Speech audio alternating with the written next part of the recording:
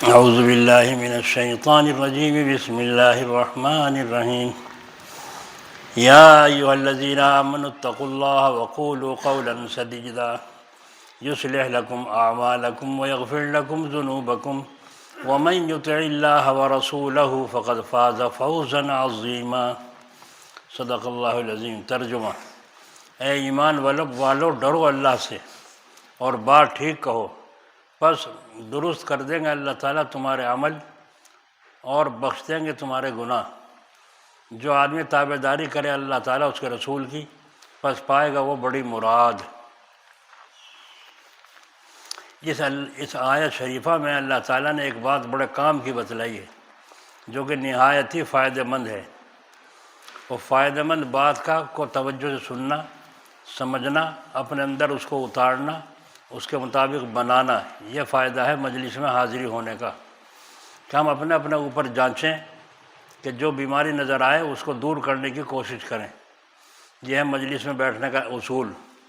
ثواب کی نیت سے مجلس میں نہیں بیٹھا جاتا، بلکہ بزرگوں کی مجلس میں اس لیے بیٹھتے ہیں تاکہ ہمیں اپنی بیماری کی خبر ہو اور حالت کی خبر ہو،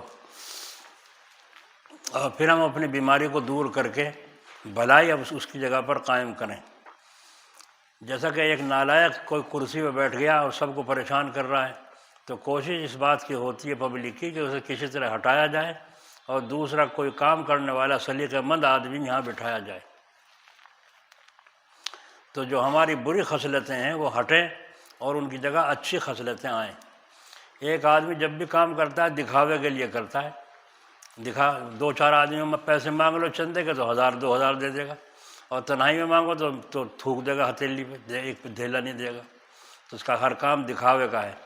تو وہ مجلس میں بیٹھ کر اپنی اصلاح کرے کہ جو کام کرو اللہ تعالیٰ کو راضی کرنے کی نیت سے کرو، تو پھر وہ آدمی اپنی اصلاح کر کے اس ریاکاری کو ہٹا کر اس کی جگہ اخلاص لائے گا کہ میں اس طرح خرچ کروں کہ کسی دائیں ہاتھ سے خرچ کروں بائیں ہاتھ کو بھی خبر نہ ہو۔ یہ ہے فائدہ۔ بیان اس کا یہ ہے کہ آدمی جو کام بھی کرتا ہے وہ یا تو اپنے آرام کے لیے کرتا ہے، یا تکلیف سے بچنے کے لیے، یا تو آرام حاصل کرنے کے لیے یا تکلیف سے بچنے کے لیے۔ توجہ کے ساتھ سنیں۔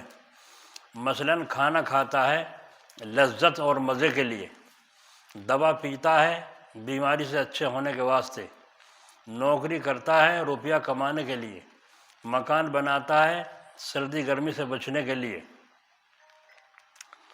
خلاصہ نچوڑ یہ ہوا کہ ظاہر بات ہے کہ انسان جو کچھ بھی کرتا ہے وہ آرام کے لیے کرتا ہے یا تکلیف سے بچنے کے لیے۔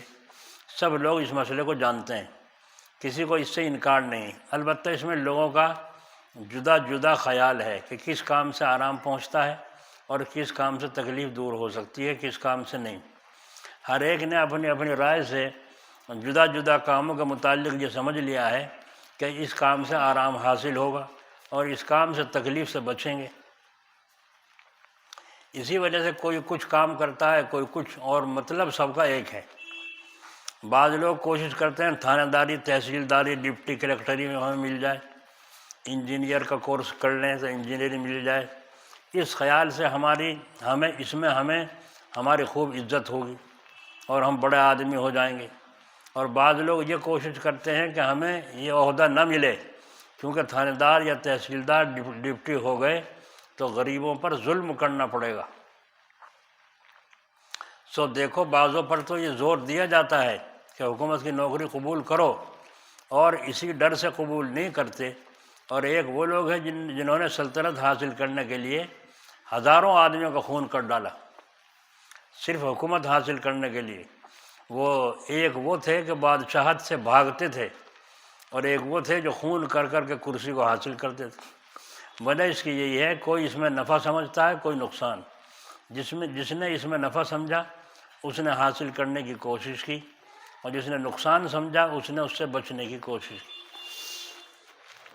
بس اب فیصلہ کرنا ضروری ہوا کہ کون سا نفع قابل حاصل کرنے کے ہے اور کون سی تکلیف بچنے کے لائق ہے، یہ فیصلہ کرنا ضروری ہوا۔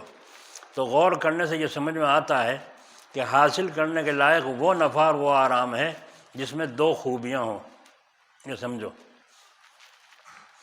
صرف یہی نہیں کہ ایک ہی طرف سے بات دیکھ کے بھئی وہ فلاں کام کر رہا ہے میں بھی وہی کام کروں، بلکہ اس میں نفع اور آرام ہے یا نہیں ہے، حاصل کرنے کے لائق وہ نفع اور آرام ہے جس میں دو خوبیاں ہوں۔ ایک تو یہ کہ آرام اور نفع زیادہ دنوں تک باقی رہے۔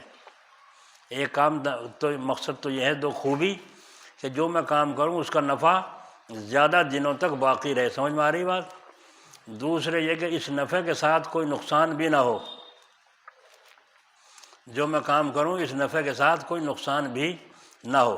چنانچہ دیکھ لیجئے کہ ایک چیز کا نفع 4 سال تک باقی رہے اور دوسری چیز کا 8 سال تک، تو ہر سمجھدار آدمی 8 سال والے کام کو ہی پسند کرے گا اور اسی کو اختیار کرے گا۔ مثلاً 2 مکان ہوں، ایک بڑا عالیشان اور خوبصورت ہو اور دوسرا چھوٹا اور بدصورت ہو، اور کسی شخص سے کہا جاوے کہ جون سا چاہو اس میں سے پسند کر لو، بڑا عالیشان مکان خوبصورت یا چھوٹا بدصورت، دونوں کو پسند کر لو، دونوں میں سے پسند کر لو۔ لیکن اگر تم نے بڑا پسند کیا تو 4-5 دن کے بعد خالی کرنا پڑے گا، اور اگر چھوٹا مکان پسند کیا تو اس میں یہ بات ہے کہ وہ کبھی خالی نہیں کرنا پڑے گا اور ہمیشہ کے لیے تم کو دے دیا جائے گا، اب جون سا چاہو لے لو۔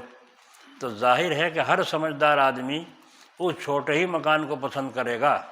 تو بس معلوم ہوا کہ جس چیز کا نفع جتنی مدت زیادہ رہے گا اتنی ہی وہ چیز زیادہ قدر کے قابل ہوگی۔ سمجھ میں آئی بات؟ جس چیز کا نفع جتنی مدت سے زیادہ رہے گا اتنی ہی وہ چیز زیادہ قدر کے قابل ہوگی۔ اسی طرح اگر وہ مکان عالیشان جیسے ظاہر میں خوبصورت ہے، ایسے ہی اگر اس میں کسی طرح کی تکلیف بھی ہو، مثلاً اس مکان کا پڑوسی اچھا نہ ہو یا کسی طرح کا اندیشہ اور خوف ہو، اور چھوٹے مکان میں اس طرح کی کوئی تکلیف نہ ہو، تو ظاہر ہے کہ وہ چھوٹا ہی مکان پسند ہوگا۔ بس معلوم ہوا کہ وہ نفع زیادہ قدر کے قابل ہے جس کے ساتھ کوئی تکلیف نہ ہو۔ اسی طرح تکلیفوں میں بھی اس تکلیف کے دور کرنے کا زیادہ خیال ہوتا ہے جو مدت تک باقی رہے۔ دیکھو اگر سفر میں آدمی کسی مکان میں 2-4 دن کے لیے ٹھہرتا ہے سفر میں، تو اس مکان میں اگر کچھ تکلیف بھی ہو تو اس کے دور کرنے کی زیادہ فکر نہیں کرتا، کیونکہ یہ خیال ہوتا ہے یہاں رہنا ہی ہے کہ کئی دن، 2-4 دن کے بعد چلے جاؤں گا۔ اور ایک ہوتا ہے اپنے وطن کا مکان، اس میں اگر کسی قسم کی تکلیف ہو تو اس تکلیف کو دور کرنے کی بہت فکر ہوتی ہے، کیونکہ وہاں ہمیشہ رہنا ہے۔ سمجھ میں آ گئی بات؟ تو معلوم ہوا کہ جو تکلیف زیادہ مدت تک رہے اس کے دور کرنے کی زیادہ فکر ہوتی ہے۔ اسی طرح جو نری تکلیف ہی تکلیف ہو اور اس میں نفع کچھ بھی نہ ہو تو اس کے دور کرنے کا بھی زیادہ خیال ہوتا ہے کہ ایسے تکلیف دور ہے، اس میں نفع کچھ ہے نہیں سوائے نقصان۔ اگر کسی تکلیف میں کچھ نفع بھی ہو، مثلاً کسی سے کہا جائے تم 4 دن کے لیے دھوپ میں سفر کر لو تو تم کو عمر بھر آرام ملے گا، تو ظاہر ہے ہر سمجھدار اس 4 دن کی تکلیف کو خوشی سے اٹھا لے گا، کیونکہ جہاں تھوڑی سی تکلیف ہے وہاں یہ نفع بھی تو ہے کہ عمر بھر چین سے گزرے گی۔ بس اب دیکھ لیجئے کہ دنیا کے جتنے بھی نفع اور آرام ہیں کوئی بھی ہمیشہ رہنے والا نہیں ہے۔ کیوں بھائی؟ صحیح کہہ رہے غلط کریں؟ دنیا کا کوئی بھی نفع،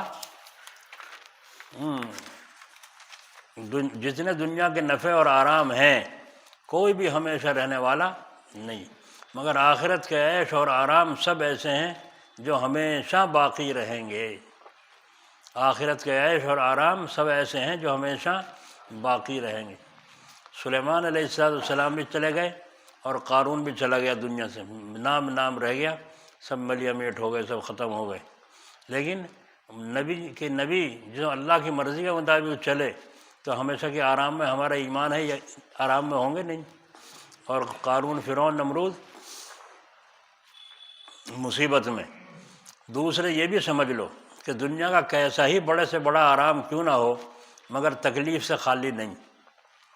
مثلاً کھانا ہی کو دیکھ لو کہ اول تو ملتا ہی کس مصیبت سے ہے کھانا، اس کے لیے کھیتی کا سامان اکٹھا کرنا پڑتا ہے، اس کے بعد بوتے ہیں، سینچتے ہیں، رکھوالی کرتے ہیں، پھر کاٹتے ہیں، گاہتے ہیں، بھوسا اڑاتے ہیں، پیستے ہیں، پکاتے ہیں، اتنی تکلیفوں کے بعد تو کھانا میسر ہوا، سامنے آیا۔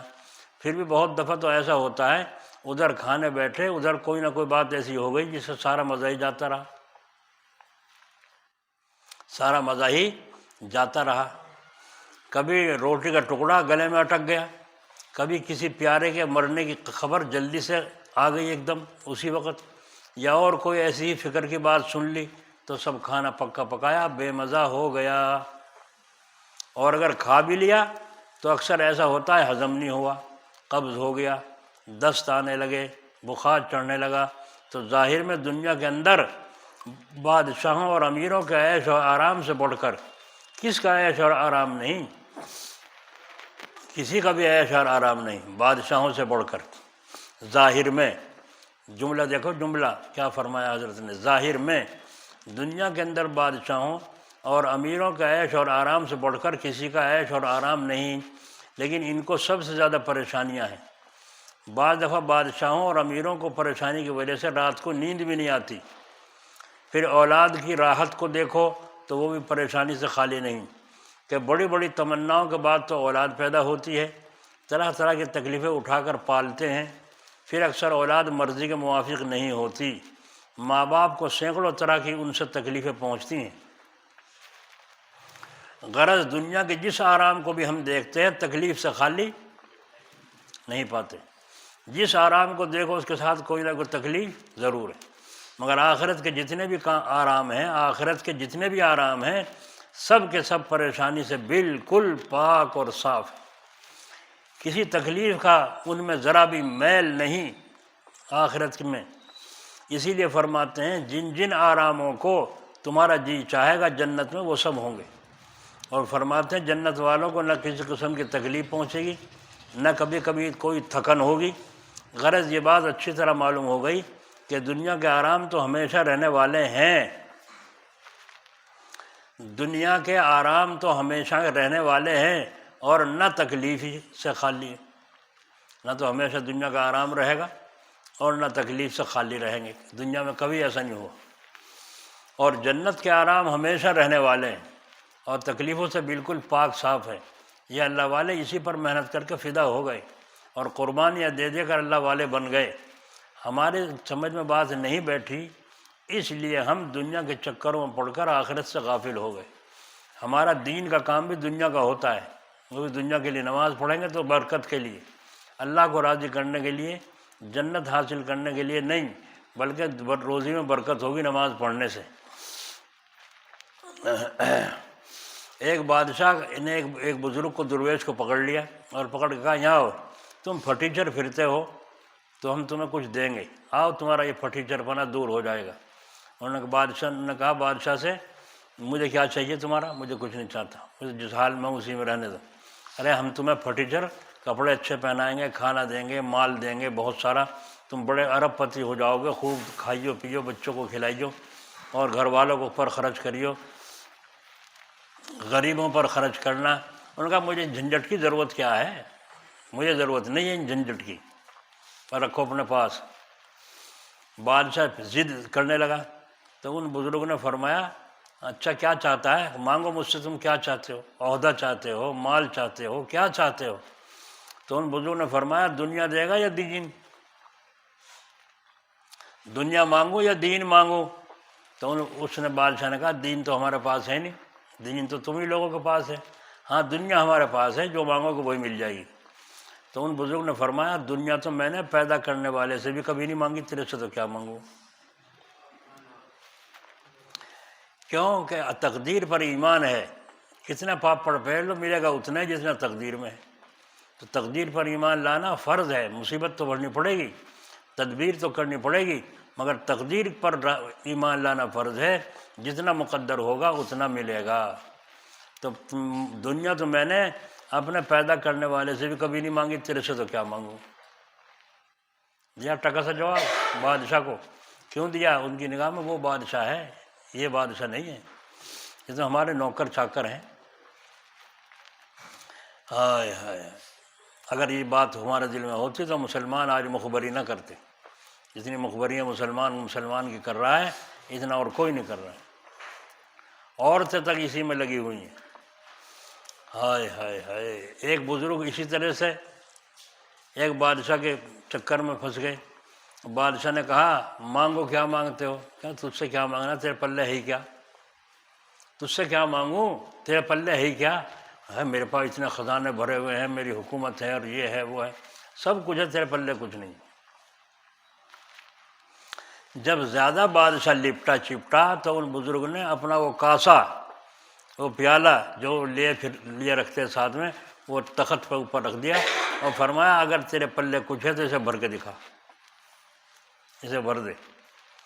بادشاہ نے سارا زیور وور جو گڑے میں پہن رکھا تھا وہ اتار کے اس میں ڈالا، نہ بھرا، وزیروں سے لے کر ڈالا تو اس سے نہ بھرا، جتنے وہاں درباری تھے سب سے نے ڈال دی، سب چیزیں، اپنے گلے کے ہار جو پہنے ہوئے تھے، تاج پہنے ہوئے سب ڈال لے، وہ بھی سب اس میں ہضم، کچھ نہیں۔ انہوں نے کہا خزانے سے لاؤ، خزانے سے کٹا بوری بھر کے لایا گیا، اس میں الٹو گئے، وہ بھرے ہی نہیں۔ بادشاہ نے کہا اسے وہیں لے جاؤ خزانے میں اور خوب بھرو جب تک یہ بھر نہ جاوے۔ جب آدھا خزانہ خالی ہو گیا اور وہ کاسا نہیں بھرا تو وزیر نے آ کے کہا حضور وہ تو بھرتا ہی نہیں، آدھا خزانہ ڈالیا اس میں، یہاں کا جو کچھ ڈالا تھا وہ تو تھا ہی، خزانہ آپ کا آدھا جا چکا، وہ کاسا نہیں بھرتا اس کا، سمجھے؟ وہ کاسا نہیں بھرتا۔ بادشاہ نے کہا بھائی، اب بادشاہ گھبرایا، یہ کیا معاملہ ہے کہ تیرا کاسا اتنے زیور ڈال لیے، اتنا مال ڈال لیا، بھرتا نہیں؟ انہوں نے کہا وہ کاسا تجھے ظاہر میں دکھ رہا ہے، وہ میرے نفس کی خواہش کا کاسا ہے، میری امیدوں کا کاسا ہے، وہ میری تمناؤں کا کاسا ہے۔ حدیث شریف میں فرمایا اگر ایک جنگل سونے کا میں کسی کو دے دوں تو دوسرے کی تلاش میں لگ جائے گا، نہیں کہے گا اللہ ایک جنگل اور سونے کا ہو جاوے، میں پھر اللہ اللہ کروں گا بے فکر، پھر ایک جنگل اور سونے کا دے دوں تو تیسرے کی تلاش میں لگ جائے گا، بس ایک اور ہو جا اور پھر بے فکر ہو کے اللہ اللہ کروں گا۔ تو اس کی حویث کو قبر کی مٹی تو بھر سکتی ہے ورنہ کوئی چیز۔ تو دیکھنے میں میرا کاسا تھا مگر کاسے میں میری تمنائیں چھپی ہوئی تھی، اس لیے تم اس کو بھر نہیں سکتے۔ تو بادشاہ سلامت سمجھ میں آ گئی کہ تمہارے پاس خزانے بہت کچھ ہیں مگر حویث تمہاری اب تک بھی نہیں بھری، ٹیکس وصول کرتے ہو، خزانے کو بھرنے کی اور کوشش ہوتی ہے، اب کہ اتنا مال آیا، آپ کا اتنا مال آیا، اور فلاں ملک کو بھی فتح کرو تاکہ وہاں کا عملہ بھی ہمارے تابع ہو جائے اور وہاں کی آمدنی بھی ہماری حکومت میں آنے لگے، تو حویث کی کھوپڑی بھری۔ تو دیکھو اللہ والے نے کس انداز سے بادشاہ کو پھیکا کر دیا، شرمندہ کر دیا کہ تیرے پلے ہے کیا۔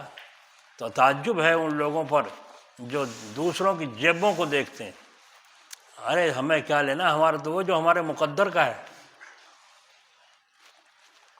جب ہم بس میں جایا کرتے تھے تو ہم نے دیکھا کنڈکٹر روپے گن رہا ہے، یہ روپے نکال کے کسی کو دے رہا ہے گڈی میں سے، تو بعض آدمی کو آنکھیں پھاڑ کے دیکھتے تھے جیسے اس کا ساتھ جاؤ۔ جب ہمارا واسطہ مطلب نہیں ہے اس سے تو ہم جھانک کیوں رہے ہیں؟ تو معلوم ہوا اگر اس میں سے کوئی نوٹ نیچے گر جائے تو بتائے گا، یہ اتنی سڑیل نیت کا آدمی ہے، تو یہ دنیا دل میں گھس جائے تو کبھی نکلتی نہیں، جب نکال دینا چاہیں گے تو نکلے ہی کیسے؟ تو ہمیشہ رہنے والے ہیں، جنت کے آرام ہمیشہ رہنے والے ہیں اور تکلیفوں سے بالکل پاک صاف ہے۔ اب دنیا کی تکلیفوں کو بھی کچھ دیکھ لیجئے کہ جو تکلیف بھی ہے ایک دن ختم ہونے والی ہے، دنیا میں کینسر ہو، ٹی بی ہو، کچھ بھی ہو، ایک دن ختم ہونے والی ہے، وہ کیسی سخت سے سخت تکلیف کیوں نہ ہو۔ اگر کسی کو بیماری ہے اول تو دنیا ہی میں تندرست ہو جاتا ہے، گر پڑ کے علاج ہوا، فلاں جگہ علاج ہوا، ٹھیک ہوں، ورنہ مر کر تو سب مصیبتوں کا خاتمہ، جب مر جائے گا سب چیزوں کا خاتمہ، مرنے کے بعد بخار رہے گا، نزلہ رہے گا، ٹی بی رہے گی، کچھ بھی نہیں، سب ختم ہوگا دنیا کا معاملہ۔ اسی طرح اگر کسی کو تنگ دستی یا کوئی رنج و غم ہوتا ہے تو سب ایک نہ ایک دن ختم ہو ہی جاتے ہیں، تنگ دستی بھی ختم، مالداری بھی ختم۔ بڑے سے بڑے مالدار اور سیٹھ کو لے لو، جب مر جائے گا تختے پہ ڈال کے غسل دیں گے یا گاڑیوں میں لاد دیں گے اسے، یا نیچے سے ہیرے جواہرات بچھا کے اس پہ غسل دیا جائے گا۔ تو فرمایا یہ ساری دنیا کے ایک نہ ایک دن رنج و غم ختم ہو ہی جاتے ہیں، تو معلوم ہوا کہ دنیا کی تکلیفیں باقی نہیں رہتی، یا تو یہی تندرست ہو جائے گا یا پھر موت آئے گی تو سب بیماریاں ختم ہو جائیں گے۔ اسی طرح دنیا کی جو تکلیف بھی ہے، دنیا کی جو تکلیف بھی ہے نفع سے خالی نہیں۔ اللہ کیا بات کہی، کیسا حکیمانہ واعظ ہے۔ اسی طرح دنیا کی جو تکلیف بھی ہے نفع سے خالی نہیں، بلکہ اگر غور سے دیکھا جاوے تو اس میں سینکڑوں طرح کے فائدے بھی ہوتے ہیں، دنیا کے بھی اور دین کے بھی۔ مثلاً مثال کے طریقے سے مثال دے کے فرمایا، دلیل ثبوت ہم سمجھا رہے ہیں مگر ثبوت بھی تو دے رہے ہیں۔ ایک آدمی بیمار رہتا ہے تو دنیا کا یہ فائدہ ہے کہ اگر تندرست رہتا تو خدا جانے کیا کیا فساد کرتا، اور اس کے سبب سے یہ بے آبرو ہوتا، جیل خانے جانا پڑ جاتا۔ اور ظاہر ہے کہ ہر سمجھدار کو آبرو جان سے زیادہ پیاری ہے، کہ جان جائے تو جائے مگر آبرو نہ جائے۔ اور دین کا نفع تو بہت ہی ظاہر ہے کہ بیماری اور تکلیف سے گناہ معاف ہوتے ہیں۔ تو سمجھ میں آ گیا دنیا کا فائدہ۔ اگر تندرست رہتا پتہ نہیں کیا جھنجھٹ کرتا۔ حضرت موسیٰ علیہ السلام چلے جا رہے تھے، چند لڑکے دریا پر غوطے کھا رہے ہیں، نہا رہے ہیں، خوب مستیاں کر رہے ہیں۔ ایک نابینا کنارے بیٹھا ہنس رہا ہے، تو موسیٰ علیہ السلام ان کو دیکھ رہے ہیں، خوش ہوئے دیکھ کر کے۔ اس نابینا کو دیکھ کر افسوس کیا اور کہا، یا اللہ اگر تو آپ اس کی آنکھیں کھول دیں تو یہی بیچارہ نہا لے دوستوں کے ساتھ، کیسا بیٹھا بیٹھا ہنس رہا ہے مگر اسے مزے کا کیا خبر۔ اللہ تعالیٰ نے فرمایا ہمارا ہر کام حکمت سے ہے، ہمارا ہر کام حکمت سے ہے۔ تو آپ نے فرمایا نہیں، اللہ تعالیٰ اس کی آنکھیں کھول دیجیے۔ موسیٰ علیہ السلام کی دعا قبول ہو گئی، آنکھیں کھل گئی، دکھنے لگا۔ تو کہنا ارے مجھے تو دکھنے لگا، کہ آ جا تو اندر۔ وہ اندر گھس گیا دریا میں۔ اب گھس کے اسے پکڑے پیر کے نیچے، اسے پکڑے نیچے پیر کے نیچے رگڑے، کئی لڑکوں کو مار دیا اس نے۔ تھوڑی دیر میں کئی لڑکوں کو ختم کر دے، اٹھنے نہ دے، نیچے رکھے اور پیر رکھ کے ان کے اوپر کھڑا ہو جا۔ موسیٰ علیہ السلام دیکھ رہے تھے خوش ہونے کے لیے، وہاں تو جی گھبرا گیا دیکھ کے، اللہ جیسا پہلے تھا ایسا ہی کر دے، جیسا پہلے تھا ایسا ہی کر دے۔ تو اللہ تعالیٰ نے دنیا کا یہ فائدہ رکھا کہ اگر تندرست رہتا تو کیا خبر کیا فساد برپا کرتا، تو سارے فساد سے بچا دیا، بیمار رکھا ہے نا، اور جیل خانے میں جاتا۔ دین کا نفع تو بہت ہی ظاہر ہے کہ بیماری اور تکلیف سے گناہ معاف ہوتے ہیں، بیماری اور تکلیف سے گناہ۔ سوچو، خلاصہ نچوڑ یہ ہے کہ دنیا کی تکلیف فنا ہونے والی بھی ہے اور نفع سے خالی بھی نہیں۔ یہ بات سمجھ میں آ گئی؟ دنیا کی تکلیف فنا ہونے والی بھی ہے، ہمیشہ نہیں رہے گی، اور نفع سے خالی بھی نہیں ہے، بلکہ کچھ نہ کچھ اس کے اندر نفع ضرور ہوتا ہے۔ میں اس لیے بار بار کہہ رہا ہوں، سمجھا رہا ہوں، ہندی کی چندی کر کے سمجھانا پڑتا ہے۔ ایک تو دعا کر کے بیٹھا ہوں اللہ تعالیٰ میری زبان سے ایسے نکلوائی یہ بات جو سمجھنے والے سمجھیں۔ اب کوئی سمجھنا نہ چاہے تو اس کے لیے کیا ہزار مغز مارو، کوئی فائدہ نہیں۔ دوسری چیز یہ ہے، اگر آپ سمجھ کے اٹھیں گے تو آپ بھی خود راہ پر رہیں گے، دوسروں کو بھی راہ کی دعوت۔ تو خلاصہ یہ کہ دنیا کی تکلیف فنا ہونے والی بھی ہے اور نفع سے خالی بھی نہیں، بلکہ کچھ نہ کچھ اس کے اندر نفع ضرور ہوتا ہے، بخلاف آخرت کی تکلیفوں کے کہ وہ باقی بھی رہنے والی ہیں، کسی طرح ختم نہیں ہوں گی، اور ان میں ہر طرح سے تکلیف ہی تکلیف ہے، کسی طرح کا آخرت میں ان کے لیے نفع نہیں۔ بس آپ خود ہی فیصلہ کر سکتے ہیں کون سا آرام حاصل کرنے کے قابل ہے، دنیا کا یا آخرت کا۔ اب فیصلہ کر لو، جس کو جہنم میں پھینک دیا تو آرام ملے گا وہاں، بلکہ فرمایا ثم لا یموت فیہا ولا یحییٰ، نہ موت آئے گی نہ زندگی ہوگی، بیچ میں لٹکے رہیں گے، تڑپتے رہیں گے۔ جیسے ایک زندہ جانور کو آگ پر بھونا جائے، نہ اس کی روح نکلتی ہو اور نہ اس کا چھٹکارا ہوتا ہو، تو کون سا آرام حاصل کرنے کے قابل ہے؟ سو ظاہر ہے کہ ہر مسلمان جو اللہ اس کے رسول کو سچا سمجھتا ہے وہ اس سوال کا یہی جواب دے گا کہ آخرت کا آرام حاصل کرنے کے قابل ہے،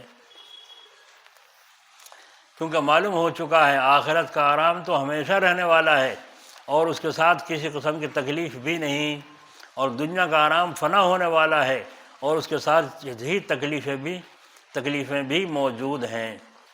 اسی طرح آخرت کی تکلیف ہمیشہ رہنے والی ہے، اور ہر طرح سے تکلیف ہی تکلیف ہے، کوئی اس کے اندر نفع نہیں کہ جہنم میں ڈال کے نفع ہو رہا ہے۔ اور دنیا کی تکلیف ختم ہو جانے والی ہے، اور اس کے ساتھ کچھ نہ کچھ نفع بھی ہے۔ بس ہر عقل مند فیصلہ کر سکتا ہے کہ آخرت کی تکلیف کے سامنے دنیا کی تکلیف کی کچھ بھی حقیقت نہیں۔ ہر آدمی فیصلہ کر سکتا ہے عقل مند کہ آخرت کی تکلیف کے سامنے دنیا کی تکلیف کی کچھ بھی حقیقت نہیں کہ اس کے دفع کرنے کا کو خیال میں لایا جائے، اور آخرت کی تکلیف سے بچنے کا خیال نہ کیا جائے، اور جان سکتا ہے زیادہ بچنے کے قابل آخرت ہی ہے۔ زیادہ بچنے کی چیز کیا ہے؟ آخرت میں عذاب سے اللہ تعالیٰ بچائے۔ یوں فرمایا جب حشر کے میدان میں کھڑے ہوں گے لوگ، سورج سوا نیزے پر ہوگا تو مغزے اس طرح کھول رہے ہوں گے جیسا کہ ہنڈیا کھولتی ہے، اور ہر آدمی اپنے گناہوں کے پسینے میں ڈوبا ہوا ہوگا، کوئی پیٹ تک، کوئی ران تک، کوئی گلے تک، کوئی ڈوبا ہوا ہوگا اپنے پسینوں میں گناہوں کی نحوست کی وجہ سے۔ اور آنسو جب ختم ہو جائیں گے تو خون کے آنسو روئے گا، لیکن اللہ تعالیٰ کا حکم ہوگا اس کے خون کو، اس کے پسینے کو، جس کا پسینہ ہے اسی اس کے ساتھ رہے، بہہ کے کہیں دوسرے کو پریشان نہ کرے۔ یہ اللہ کی عدالت ہوگی اس وقت۔ تو بولو کیا حال بنے گا ہمارا؟ جب اعلان ہوگا اعمال نامے اڑائے جائیں تو نیک لوگوں کے اعمال نامے یعنی حساب کا رجسٹر ان کے داہنے ہاتھ میں آئے گا، اور جو ناکام ہو جائیں گے ان کا نامہ اعمال بائیں ہاتھ میں دیا جائے گا۔ کس طرح سے دیا جائے گا؟ چھاتی میں کو ہاتھ نکال کے پیچھے نکالا جائے گا، اور پیچھے ہاتھ میں اس کے نامہ اعمال پکڑا دیا جائے گا۔ نہ کتاب کو چھوڑ سکتا، نہ ہاتھ نکال سکتا، اور چھپتا پھرے گا، کوئی جاننے والا دیکھ نہ لے مجھے۔ جس کے داہنے ہاتھ میں ملے گا وہ یوں کر کے دکھاتا پھرے گا اور کہے گا اے لوگو آج میں کامیاب ہو گیا، اور اعلان ہوگا عرش الہی کی طرف سے فلاں فلاں کا بیٹا آج کامیاب ہو گیا۔ تو کامیابی تو وہاں کی ہے، یہاں کی کیا کامیابی؟ ہائے ہائے، آخرت کی تکلیف کے سامنے دنیا کی تکلیف کی کچھ بھی حقیقت نہیں۔ اس کے دفع کرنے کا خیال کیا جائے، اور آخرت کی تکلیف سے بچنے کا خیال نہ کیا جائے، اور جان سکتا ہے کہ زیادہ بچنے کے قابل آخرت ہی کی تکلیف ہے۔ بہت سے لوگ جو کہتے ہیں کہ جی وہ بد نظری سے بچا نہیں جاتا، بد نگاہی سے بچا نہیں جاتا، میں بچنے کی کوشش بھی کرتا ہوں پھر بد نگاہی کر لیتا ہوں۔ تو اس نے ابھی سمجھا ہی نہیں ہے، اس نے اپنے دین کو سمجھا ہی نہیں ہے کہ اللہ تعالیٰ نے بزرگوں کو اس لیے نہیں رکھا کہ وہ یوں چھو کر دیں گے وہ سارا ولی اللہ بن جائے گا، اس لیے نہیں رکھا ایک نظر ڈال دیں گے ولی اللہ ہو جائے گا۔ نہیں، جن کو نظر سے فائدہ ہوا پہلی نظر سے، انہوں نے بھی پہلے مشقتیں اٹھائیں، مجاہدے کیے ہیں، محنتیں کیے ہیں۔ جب وہ دیکھا سوکھی لکڑیوں کی طرح ہو گئے، ان بزرگوں نے ایک دیے سلائی لگا دی، جل اٹھے، ایک مجلس کافی ہو گئی۔ حضرت جلال آبادی رحمۃ اللہ علیہ فرماتے تھے بعض لوگوں کو ساری عمر مجلس میں بیٹھتے رہنا ہو گیا لیکن ایک عادت بھی اپنی درست نہیں کی کیونکہ نیت ہی نہیں، اور بعض آدمی آیا اور ایک مجلس میں بیٹھا، ایک مجلس میں اسی دن ولی اللہ بن کے چلا گیا۔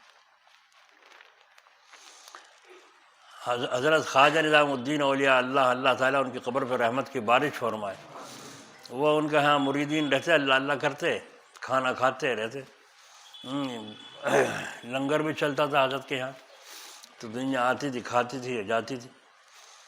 تو ایک آدمی کہیں کا دور کا آیا اور آ کے رات کو ٹھہرا، صبح خلافت دے دی حضرت نے۔ تو جو وہاں مریدین رہنے والے تھے رات دن خانقاہ میں جھاڑو لگاتے تھے، وہ کہنے دیکھ رہے بھائی دیکھ لیا، ایک نے کہا ہوگا جیسے آج کل کہتے ہیں کوئی موٹا سا تھیلا لایا ہوگا بیگ بھر کے نوٹوں کا، حضرت جی نے صبح خلافت دے دی۔ کوئی کہہ رہا ہے ہم اتنے دن سے یہاں مر کھپ رہے ہیں، ہمارے پاس تو نظر ہے نہیں، اور وہ آنے والا کب کا آیا، کہاں کا رہتا، کہاں کا بستا پتہ نہیں، اور آتے پھر صبح خلافت بھی دے دی۔ ان کی چیمی گوئیوں کا پتہ حضرت کو بھی چل گیا، کسی طرح سے کشف ہوا ہو یا کسی نے شکایت کی ہو کہ یوں چل رہی بات۔ تو ان بزرگ نے اگلے دن صبح کو بلایا اور بلا کے سب سے فرمایا بھائی آج سب سے ایک کام ہے۔ کہنا جی فرمائیے۔ فرمایا کہ ایک ایک مرغا لو اور ایک ایک چاقو لو. وہاں جو خانقاہ میں مرغے تھے سب نے ایک ایک مرغا لے لیا، ایک ایک چاقو لے لیا. فرمایا جی کیا کریں؟ فرمایا لے جاؤ اور دیکھو ایسی جگہ ذبح کرنا جہاں کسی کی نظر نہ پڑے، کوئی دیکھے نہیں. مرغے لے کے چھری لے کے ہمارا جیسے چل گئے، جا کے کوئی ادھر کو کوئی ادھر کو کوئی ادھر کو، کوئی کہیں غسل خانے میں کسی نے کہیں اپنا ذبح کر کے لٹکا کے لے آئے. وہ جو مرید تھا جو رات کو آیا تھا اور صبح خلافت مل گئی، وہ زندہ مرغا لے کر آیا. آ رہی آواز؟ زندہ مرغا لے کر آیا. بدکاری سے بچا نہیں جاتا، عورتوں کو تکنے سے بچا نہیں جاتا، عورتیں مردوں کو تکنے سے باز نہیں آتی. جی تو نیت خراب ہے، گندی نیت ہے. ایسے آدمی کے چہرے پر نہ نور ہوگا، نہ اس کے دل میں نورانیت ہوگی، نہ وہ ولی بن سکتا. گندگیوں کے ساتھ کون پسند کرے گا؟ اللہ تعالیٰ کے یہاں تو وہ بندے پسند ہیں جو اندر باہر سے پاک ہونے کی کوشش کریں. اللہ تعالیٰ نے تو فرما دیا آ جاؤ، لیکن آوے کون؟ وہی آ سکے جس کو دنیا پیاری نہ ہو، اپنی آخرت پیاری ہو، وہ چلے گا اللہ تعالیٰ کی طرف. کر رہا ہے بھائی ذبح؟ ہاں جی کر رہا ہے. تم نے کہاں کیا؟ فرض ہے. تم نے کہاں کیا؟ فرض. تم نے کہاں؟ سب نے بتا دیا. ارے تم زندہ ہی لیا ہے، تم مرغا زندہ ہی لیا. ذبح کرنے کو کہا تھا میں نے، کیوں نہیں ذبح کیا؟ ہاتھ جوڑ کے نا حضور غلطی ہو گئی، معافی چاہتا ہوں. آپ نے یہ فرمایا تھا کہ ایسی جگہ ذبح کرنا جہاں کوئی نہ دیکھے. مجھے ایسی جگہ کوئی نظر نہیں آئی جہاں اللہ نہ دیکھ رہا. گیا کسی مرید کا ذہن جو خانقاہ میں جھاڑو دیتے تھے اتنے دن سے اور اللہ اللہ کرتے تھے، وہاں پہنچے وہ اور یہ پہنچا تو خلافت صبح ہی. خیر حضرت چپ ہو گئے، کچھ نہیں جواب دیا. وہ مکار جو مریدین تھے وہ سمجھ نہیں سکے اس بات کو. اگلے دن صبح کو پھر حکم دیا، اچھا بھائی آج جنگل جاؤ سب کے سب، اور 2 قسم کی لکڑیاں گٹھڑی باندھ کے لاؤ، ایک تازی اور ایک سوکھی ہوئی. سب لائے، سوکھی کا ڈھیر ایک طرف لگا دیا اور گیلی کا ایک طرف لگا دیا. اب ان مریدین سے فرمایا اسے جلاؤ، جو گیلا ڈھیرے سے جلاؤ. اب وہ آگ جلا رہے ہیں، پھونکے مار رہے ہیں، کاغذ جلا رہے ہیں، کہیں کچھ کر رہے ہیں، کہیں لکڑی، وہ جلتی نہیں. جب بہت دیر ہو گئی تو انہوں نے کہا ارے بھائی جلی نہیں اب تک؟ نہیں حضرت جلی نہیں. اچھا تھوڑی دیر کے بعد پھر فرمایا ارے جلی نہیں اب تک؟ کہ جی نہیں جلی. تو حضرت نے فرمایا اچھا انہیں چھوڑ دو، انہیں جلاؤ ادھر والیوں. اب ادھر والے کو جو جلایا، چھوٹی سی لکڑی جلائی ہے، جلا کے اسے لگائی، انہوں نے بڑی بڑی لکڑیوں نے آگ پکڑ لی، سارے آگ کھڑی ہو جل گئی. تو ارے یہ کیا بات ہوئی؟ انہوں نے آگ جلدی سے پکڑ لی اور ان لکڑیوں نے اب تک بھی آگ نہیں پکڑی، کیا وجہ ہوئی؟ جن اللہ والے کو پتہ نہیں کچھ. سمجھے؟ اللہ والے باولے ہونا، باولے وہ نہیں ہیں، ہم ہیں باولے. ہماری عقل حاضر نہیں ہے، ہماری نظر اس طرف جاتی نہیں ہے، اللہ کا ذکر کرتے ہی نہیں ہے، دھیان جمتا ہی نہیں ہے. تو انہوں نے فرمایا کہ حضرت یہ لکڑیاں گیلی تھی اس لیے نہیں، اسی لیے آگ پکڑی انہوں نے، اور یہ لکڑیاں سوکھی تھی تو انہوں نے آگ پکڑ لی فوراً. تو جب حضرت نے فرمایا بے وقوف ہو، اعتراض کرنے کو ہو ہم پر اعتراض کرنے کو ہو، تم گیلی لکڑیے ہو، اتنے دن سے تمہارا آگ لگا رہا ہوں، آج مجلسوں میں بیٹھتے ہو، ذکر اللہ کی محفل میں بیٹھتے ہو، اثر کیوں نہیں ہوا؟ کیوں نہیں تمہارے آگ لگی؟ اور یہ آدمی کہیں کا رہتا کہیں کا بستا. دیکھو تمہارے سامنے کس طریقے سے زندہ مرغا لے آیا اور لا کے کہا مجھے ایسی جگہ کوئی نظر نہیں آئی جہاں اللہ نہ دیکھتا ہو. آپ نے یہ فرمایا تھا ایسی جگہ ذبح کرنا جہاں کوئی نہ دیکھے. تو اس کا دھیان اللہ کی طرف تھا ہی نہیں تھا. اگر ایسے آدمی کو کہیں تنہائی میں چھوڑ دو تو کیا کرے گا؟ اللہ کا نام لے گا. عورتوں کی محفل میں چھوڑ دو، نظر بچا کے اپنا پٹھنا منظور مگر دیکھنا منظور نہیں ہے. یہ کیسی بات ہے کہ ہم سے رکا نہیں جاتا؟ ان کو رکتے نہیں. اگر دروغہ سامنے کھڑا ہو جائے پولیس والا اور کہ اگر تو نے نامحرم تب کسی نے نظر نگاہ اٹھائی، فوراً 5 سال کی سزا اس کو لکھی جائے گی. ہے ہمت کسی کی دیکھ لے وہاں کو؟ کوئی عورت مرد کو دیکھ سکتی ہے؟ کوئی مرد عورت کو دیکھ سکتا ہے؟ نہیں دیکھے گا. کہیں ایسا نہ ہو میں سچی نگاہ سے بھی اپنی ماں بہن کو دیکھوں، میری ماں بہن بھی کھڑی ہے آرام سے، نہیں تو کہیں پکڑا نہ جاؤں. شک میں دیکھے گا بھی نہیں، ماں باپ کو بھی نہیں دیکھے گا کہ بھائی ہے نہیں ہے یہ، کیا ہے، کچھ بھی نہیں ہے، چیں چیں کر رہے ویسے ہی۔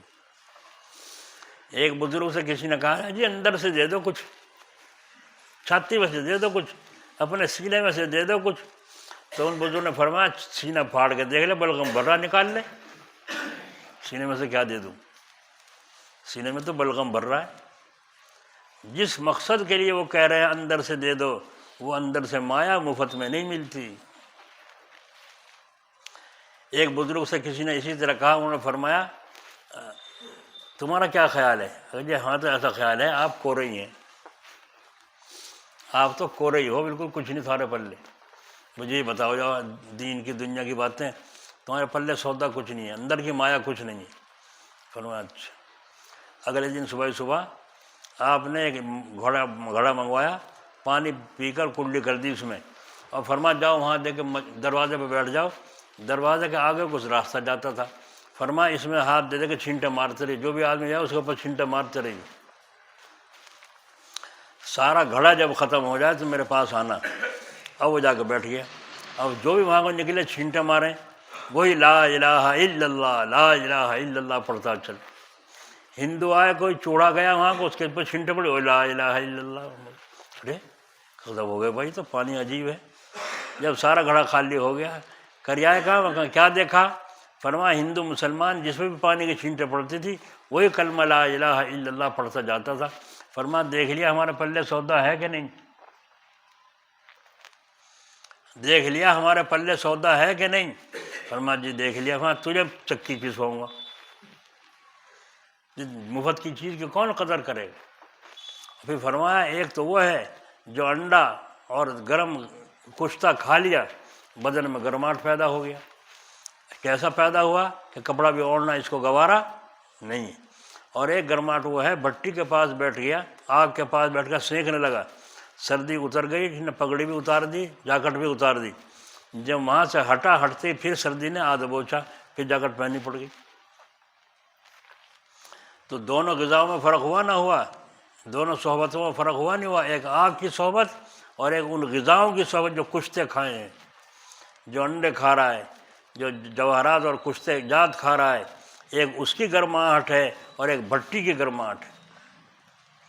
تو بزرگوں کی توجہ اگر دلوانی ہے دلوا لو، جب وہاں سے ہٹو گے ان کی مجلس سے پھر وہی حالت ہو جائے گی۔ وہ کام کرو نا کہ جو ہمیں کتنی مخالف ہوا چلے ہمارا اثر نہ کر سکے، ہمارے اثر نہ کر سکے، اس کے لیے یہ سمجھایا جا رہا ہے، یہ تقریر ہو رہی ہے۔ جب معلوم ہو گیا کہ زیادہ تر لائق حاصل کرنے کا آخرت کے آرام ہیں اور زیادہ تر بچنے کے قابل آخرت کی تکلیفیں ہیں، تو اب سمجھنا چاہیے کہ آخرت کے آرام کس طریقے سے حاصل ہو سکتے ہیں، آخرت کے آرام کس طرح سے حاصل ہو سکتے ہیں، اور آخرت کی تکلیفوں سے کس طرح بچ سکتے ہیں۔ شادی میں گئے کہیں اور مرغے کی ٹانگ اٹھا کے یوں، ابھی کھانے کو تیار ہے، ادھر ویڈیو دیکھا، ویڈیو بنا رہا کوئی، وہیں رکھ دی اسے۔ جی چاہ رہا ہے کھانے کو، بھوک ہے مگر نہیں کھاتا، کیوں کہ اللہ 14 طبق کا مالک ہے، وہ دیکھ رہا ہے، وہ دیکھ رہا ہے۔ اٹھ کے وہاں سے روانہ، مالک سے کہا بھی نہیں ہم جا رہے ہیں، یہ کیا حرکت ہو رہی ہے یہاں سے، کھڑے کھڑے کھانا کھلایا جا رہا ہے اور ہم جا کے لے کے بھکاریوں کی طرح پلیٹ میں لے کے، ایک ہم تو بیٹھ کے کھایا تھا، ذلیل ہو کے تو کھایا۔ آ رہی سمجھ میں بات؟ ذلیل ہو کے کھانا کھاؤ گے کیوں؟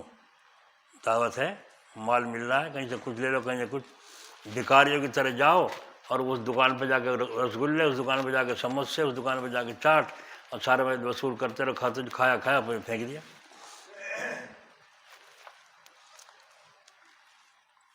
تو کس طریقے سے حاصل ہو سکتے ہیں، آخرت کی تکلیفوں سے کس طرح بچ سکتے ہیں؟ تو سمجھ لیجیے آخرت کا نفع جنت ہے۔ آخرت کا نفع کیا ہے؟ اور وہ نیک کام کرنے سے حاصل ہو سکتی ہے۔ گناہ کے کام کرنے سے جنت حاصل ہو جائے گی؟ آخرت کی تکلیف دوزخ ہے، اس سے بچنے کا طریقہ یہ ہے کہ گناہوں سے بچا جائے۔ اور گناہوں سے بچنے کو تو یوں کہہ رہا ہے کہ گناہ چھوڑے نہیں جاتے مجھ سے، کیا بتاؤں، آنکھ بچتی نہیں، حضرت جلال آبادی رحمۃ اللہ علیہ کو ایک شخص نے لکھا کہ میری آنکھیں بچتی نہیں، بد نگاہی چھوٹ جاتی ہے، کچھ دن برداشت ہوتی ہے، پھر اس کے بعد پھر نگاہ پرہیز چھوٹ جاتا ہے۔ تو حضرت نے فرمایا تم سوال کا جواب جو تمہیں دیا جاتا ہے تم غور سے پڑھتے سمجھتے نہیں ہو۔ پھر فرمایا شیخ کبھی ہار کے نہیں بیٹھتا، مرید کے حال سے بے فکر ہو کے نہیں بیٹھتا، اب اللہ کے فضل اور توفیق سے ایک علاج اور پیش خدمت کرتا ہوں، یہ لکھا اس میں، ایک علاج اور پیش خدمت کرتا ہوں، اس پر توجہ فرمائی جائے۔ کیا لکھا حضرت نے؟ حضرت نے لکھا کہ اگر مسیح اللہ تمہیں کھڑا دیکھ رہا ہو تو کیا تم اس وقت بد نگاہی کرو گے؟ سمجھو پیر صاحب کھڑے دیکھ رہے ہیں تو تم نگاہ بد چلاؤ گے؟ کیوں کہ شیخ صاحب سامنے کہیں گے، کھڑے کیا کہیں گے، ایسا مرید ہے یا نالائق؟ یہ لکھا۔ اس کے بعد اس مرید نے چند دن کے بعد خط لکھا، فرمایا حضرت آپ نے ایسا نسخہ دیا ہے آخر میں کہ جب بھی میرا دھیان ادھر جاتا ہے فوراً آپ کا دھیان آ جاتا ہے، میرے شیخ مجھے دیکھ رہے ہیں۔ اس دن سے اللہ کا شکر ہے، تو سوچنے سے ہوا نا اثر یا پھونک مارنے سے ہوا، پانی پڑھ کے پلانے سے ہو گیا؟ تو گناہوں سے بچا جائے تو خلاصہ نچوڑ یہ ہے کہ اچھے کاموں کو اختیار کیا جائے اور گناہوں سے پرہیز کیا جائے۔ کوئی ناراض ہوتا رہو، ہمیں اس کی پرواہ پچھوا نہیں، اللہ تعالی ہمارا ناراض نہ ہو۔ اور آخرت کی اور جو گناہ ہو چکے ہیں، جو گناہ ہو چکے ہوں ان سے توبہ کی جائے۔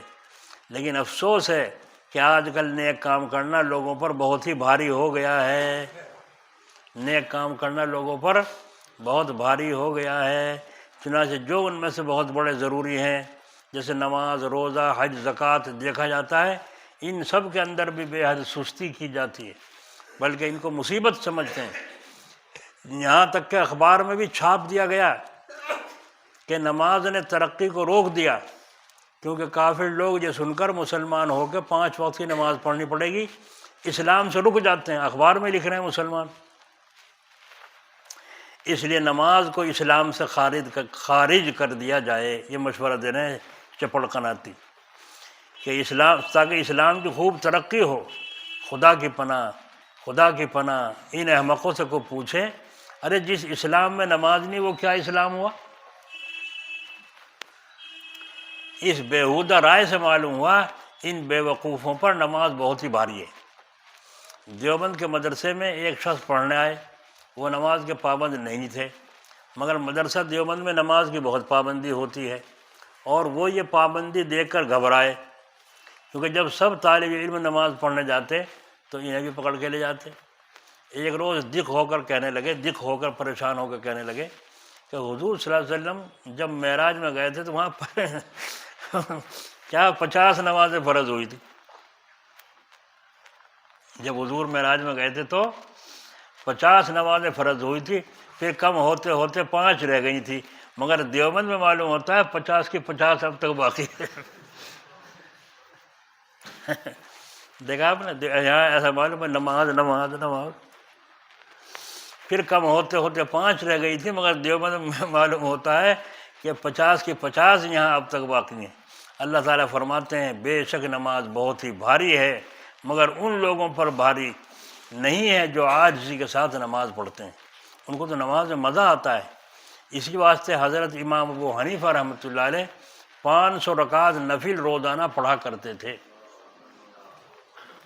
کسی آدمی نے کہا دیکھو یہ جو جا رہے ہیں نا مولانا، یہ 1000 رکعت روزانہ پڑھیں، بس آپ نے سوچا ہے میں تو 500 پڑھتا ہوں، لوگوں میں شہرت 1000 کی ہے، اس دن سے 1000 پڑھنی شروع کر دیں۔ اور ہمارا حال یہ ہے ہم فرض بھی پڑھنا مشکل ہے۔ مگر ان لوگوں پر جو عاجزی کے ساتھ نماز پڑھتے ہیں انہیں نماز میں مزہ آتا ہے۔ اسی واسطے میں نمازی آدمی کو ولی سمجھتا ہوں۔ حضرت حکیم الامت فرما رہے ہیں میں نمازی آدمی کو ولی سمجھتا ہوں، یہ اللہ تعالیٰ کا فضل بھی ہے کہ اس سے نماز پابندی کے ساتھ ادا ہو جاتی ہے۔ اسی طرح روزے کو بھی بہت مشکل سمجھتے ہیں۔ کانپور میں ایک آدمی تھے، انہوں نے کبھی روزہ ہی نہیں رکھا تھا۔ میں نے ان سے کہا تو کہنے لگا جی میں رکھ ہی نہیں سکتا روزہ، مجھ سے برداشت نہیں ہوگا۔ میں نے کہا امتحان کے واسطے ایک تو رکھو، جب آج تک ایک بھی نہیں رکھا، چنانچہ انہوں نے رکھا اور پورا ہو گیا۔ تب معلوم ہوا کہ یہ کتنا غلط خیال تھا کہ میں رکھ ہی نہیں سکتا۔ جلال آباد بھائی جان حضرت جی کے لڑکے کتنے بیمار تھے، ہاتھ سے ٹوپی نہیں اوڑھ سکتے تھے، کروٹ نہیں لے سکتے تھے، اور جو ہے ایک محتاج کی زندگی بالکل تھی، نل کی ہر وقت چڑھی رہتی تھی، کتنے بیمار تھے۔ تو ٹوپی دوسرا آدمی اڑاتا تھا۔ ایک دن بیٹھے تھے، آنکھ سے پانی چلا، تو انہوں نے حضرت نے فرمایا، جس سے ہے بیٹھے بھائی جان اشرف، ان سے کہا ذرا رومال اٹھا کے میری آنکھ پہ صاف کرنا، وہ پانی جو چل رہا تھا۔ انہوں نے اٹھایا دوسرا رومال، تو دیکھا غور سے کون سا اٹھایا، یہ نہیں دوسرا رومال، یہ ناک صاف کرنے کا، آنکھ صاف کرنے کا نہیں۔ دیکھا ایسے بیمار آدمی اس طرح احتیاط کر رہا ہے کہ آنکھ کا کپڑا ناک پہ نہ لگے، ناک کا کپڑا، اور ہمارے سارے کام دھوتی سے چل رہے، دھوتی کا پلہ پکڑا منہ صاف کر لیا، دھوتی کا پلہ پکڑا ناک صاف کر لی، دھوتی کا پلہ پکڑا آنکھیں صاف رگڑ لی۔ تو وہاں سلیقہ دیکھو کیا فرما رہے ہیں بھائی جان، کہ یہ دوسرا کپڑا مان لو، یہ آنکھ صاف کرنے کا نہیں، یہ ناک صاف کرنے کا ہے۔ اسے رکھا اس نے اور اٹھا کے پھر آنکھ صاف کی بھائی جان۔ تو یہ کیا چیز دل میں آ گئی تھی، جبھی تو محتاج گیری میں بھی چل رہی ہے وہ، ورنہ تو جس طرح جو ہے اپنا کر لو بھائی، گاڑی چلا لو۔ ایسے لوگوں کی زندگی آرام میں نہیں، دیکھنے والے دیکھتے تھے شیر ببر کی طرح یوں بیٹھے رہتے تھے، کوئی پریشانی نہیں۔ اب بولنے میں ایک شخص نے پوچھا حضرت بھائی جان کیسی طبیعت ہے، تو فرمایا دل و دماغ تو صحیح ہے، باقی سب بیکار ہوں۔ دل و دماغ تو صحیح ہے ورنہ سب کا سب بیکار ہوں، کوئی بھی عضو میرا صحیح نہیں۔ اتنی بیماری کی حالت میں اور اس طرح سے آرام کرنا، تو یہ احتیاط ہوئی کہ نہ ہوئی کہ وہی ہو سکتے ہیں، نہیں ہو سکتی اگر ہم چاہیں۔ ایک آدمی نے دھوتی اتار کے تو پاجامہ پہن لیا اور دھوتی کو باندھ لی سر پہ۔ بولو جو ٹانگوں میں پہننے کی چیز ہے وہ سر پہ باندھنا ادب کے خلاف ہے، بے ادبی ہے۔ یہ تمیز کہاں سے آئے گی؟ سلیقہ بند لوگوں کی صحبت میں بیٹھنے سے۔ حضرت تھانوی رحمۃ اللہ علیہ فرماتے ہیں، نیچے کتابیں رکھی ہوئی ہوتی ہیں یا ہم بیٹھے ہوئے ہوتے ہیں تو میں پاجامے کو اوپر نہیں ٹانگتا،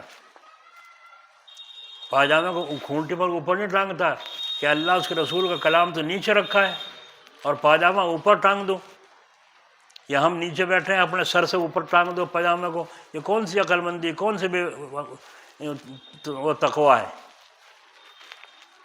تو اس سے اندازہ لگاؤ کہ وہ لوگ جنت کے طالب تھے کہ نہیں تھے، ہے نا؟ جنت کے ایک فتویٰ لکھا گیا، فتویٰ لکھ کے اس پہ دستخط کرنے تھے۔ حضرت نے فرمایا مفتی صاحب سے جنہوں نے فتویٰ لکھا تھا، فرمایا دستخط تم کرو، دستخط تم کرو، تم نے فتویٰ لکھا ہے۔ فرمایا نہیں حضرت آپ کے دستخط ہونے چاہیے۔ فرمایا نہیں۔ پھر فرمایا میرا جی چاہتا ہے کہ حوالہ بھی ہو، جاؤ کتابوں میں تلاش کرو۔ کہا جی یہ حوالہ تو ملنے کا نہیں۔ نا امید کیوں ہو گئے، ہمت ہارے لوگ ہو گئے آج کل۔ حضرت نے فرمایا ہمت ہارے لوگ ہو گئے، جاؤ کتب خانے میں جا کے تلاش کرو۔ پھر حضرت نے خود ہی فرمایا فلاں کتاب میں تلاش کرو۔ جب کتاب کھول لی انہوں نے یوں ورقے، ایک دم سے مسئلہ وہی سامنے آ گیا۔ حضرت مل گیا مل گیا مل گیا، کیا ہوا؟ حضرت بھی بڑے خوش ہوئے۔ فرمایا دیکھو ورق گردانی بھی نہیں اللہ نے کرنے نہیں دی، ورق بھی الٹ پلٹ کرنے نہیں دی ہے، یہ اللہ کی مدد ہوئی، کچھ اور ہوئی کہ میرا بندہ اصول سے چل رہا ہے تو میں اپنے بندے کی مدد کروں۔ جب اللہ گنہگاروں کی حفاظت اور مدد کرتا ہے تو نیک لوگوں کی کیوں نہ کرے گا؟ مگر نیک تو ہو۔ ہاں، ہاتھ میں تسبیح دل میں گاؤ خر، ایسی تسبیح کب رکھے ہے اثر۔ ہاتھ میں تو تسبیح پڑھ رہا ہوں اور دل میں گدھے گھوڑے گزرے۔ ہاتھ میں تسبیح دل میں گاؤ خر، ایسی تسبیح کب رکھے ہے اثر۔ ظاہر اور باطن تیرا اگر ایک ہو، ظاہر اور باطن اندر باہر سے، جیسے یہاں جو بیٹھا ہے نا، ایسے سیدھا سچا اندر سے بھی ہو۔ کیوں کہ کوئی دیکھے یا نہ دیکھے خدا تو دیکھتا ہوگا، اور قدم اٹھنے سے پہلے سوچ لے انجام کیا ہوگا۔ برائی کر برا ہوگا اور بھلائی کر بھلا ہوگا، قدم اٹھنے سے پہلے سوچ لے انجام کیا ہوگا؟ تو کیا فرمایا؟ ہاتھ میں تسبیح دل میں گاؤ خر، ایسی تسبیح کب رکھے ہے اثر، ظاہر اور باطن تیرا اگر ایک ہو، جب پاوے تو کہیں حق کی راہ کو۔ اب بنے گا ولی اللہ، ورنہ شروع میں حاجی نہیں پاجی ہے، چاہے کتنے بھی حج کریا ہے وہ پاجی ہے، حاجی نہیں۔ کیوں؟ جب تک اللہ سے رشتہ نہیں جڑا تو پاجی ہے کہ نہیں ہے، اور پاجی اپاہج ہے۔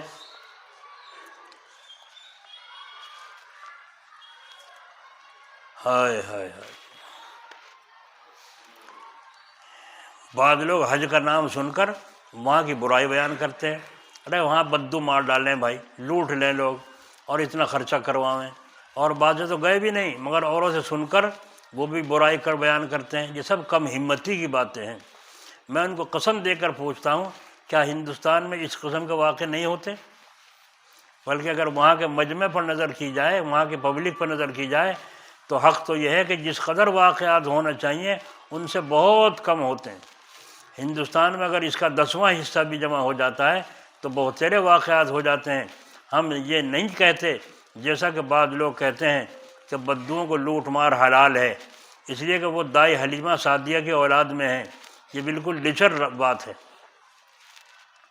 اگر بدو ایسا کرتے ہیں تو زیادہ گنہگار ہوتے ہیں، لیکن یہ ضرور کہیں گے ایسے واقعات سن کر حج سے رک جانا بڑی کم ہمتی کی بات ہے۔ کیا ایسے واقعات یہاں نہیں ہوتے؟ پھر مجھے بتلا دو کہ تم نے کون سا سفر ختم کر دیا ہے، ریل گاڑی کا، جہاز کا، کون سا دنیا کا کام چھوڑ دیا ہے؟ پھر یہ سارے بہانے حج ہی کے واسطے کیوں سوچتے ہیں؟ اور تم اس کو بھی تو یاد رکھو کہ حج کا سفر تو عشق کا سفر ہے۔ حج کا سفر تو عشق کا سفر ہے، اور عشق کے راستے میں تو سب کچھ تکلیفیں سہی جاتی ہیں۔ اس میں تو کسی بات سے تکلیف نہ ہونا تعجب ہے۔ آخر دنیا کے محبوب سے ملنے کے لیے کیا کچھ تکلیفیں نہیں اٹھاتے؟ پھر حقیقی محبوب کے لیے جو کچھ تکلیفیں بھی سہی جائیں تھوڑی ہیں۔ ایک بزرگ ایسے باہمت تھے کہ انہوں نے 33 حج ادا فرمائے، 33 حج ادا فرمائے، حج کیے تھے۔ ایک شخص مولوی منظور احمد صاحب تھے، مدینہ طیبہ میں رہتے تھے، مگر ہر سال حج کیا کرتے تھے، اور حج کر کے مدینہ شریف لوٹ جاتے تھے۔ مدینہ شریف میں رہتے تھے، حج کر کے پھر مدینہ شریف میں لوٹ جاتے، ہر سال حج کرتے تھے۔ مولانا اسد مدنی صاحب رحمۃ اللہ علیہ ہر سال حج کو جاتے تھے۔ مولانا ارشد مدنی ہر سال جاتے ہیں، کسی کو پتہ کی نہیں۔